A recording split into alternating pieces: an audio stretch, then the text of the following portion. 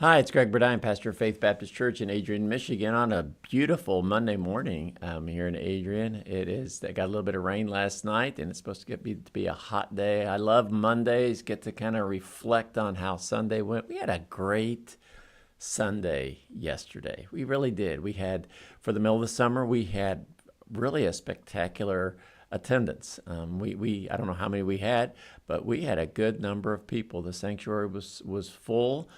We had two brand new families that were at the church, and some new people that came that joining another family, and it was just all good. It was good. I talked about Star Wars, and Dan Kellogg was here. That some of you may remember Ed and Beth Zisk and their daughters Olivia and Eden. This is Olivia's husband. They came with their two kids, and he talked a little bit about the connection with Star Wars and Jesus, and it was a good Sunday morning. We had a business meeting, went really smooth. Appreciate Dennis Rice, and we had some brand new members come into the church. That was wonderful, and then Lord's Supper last night, and that was good. With all of if you haven't seen it, all of the hoopla of the opening ceremonies in Paris, and maybe making fun of the Last Supper. I don't get into all of the drama that people are into, and it's okay if they want to, but I've got enough to worry about with myself. But it was nice to stop and pause and remember Jesus and the Last Supper, the Lord's Supper, and remember his death and know that he's coming back again for us. So it was good to do that. So it's good to have a Monday morning when you have such a good Sunday to remind yourself of. Hopefully you're having a good day. I got a lot of neat things going on today, meeting with a couple of people.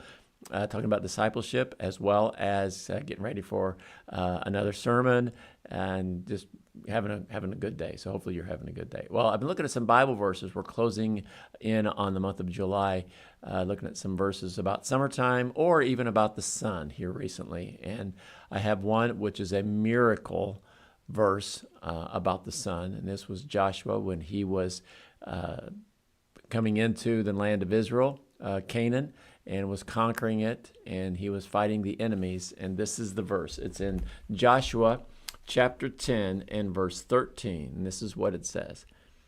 And the sun stood still, and the moon stayed, until the people had avenged themselves on their enemies.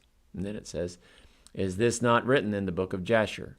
So the sun stood still in the midst of heaven, and hasted not to go down about a whole day. Did this really happen? I believe it did.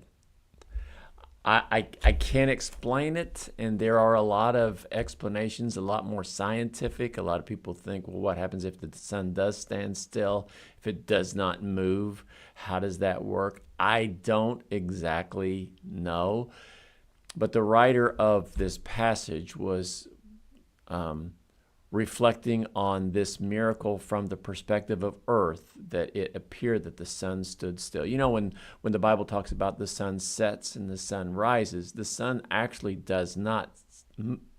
It's the earth's rotation that causes it to look like that. So from the earth's perspective, it looked like the sun stayed in the sky so they could fight a little bit longer during the daylight and win the battle. The earth could have stayed in one spot.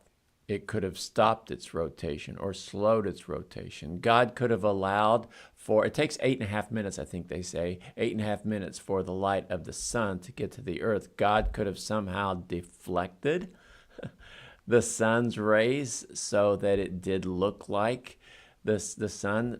Maybe he had some way where instead of going in a straight line or a spherical line, it went kind of a little bit longer, so it did appear that the sun was in the sky a lot longer than it was.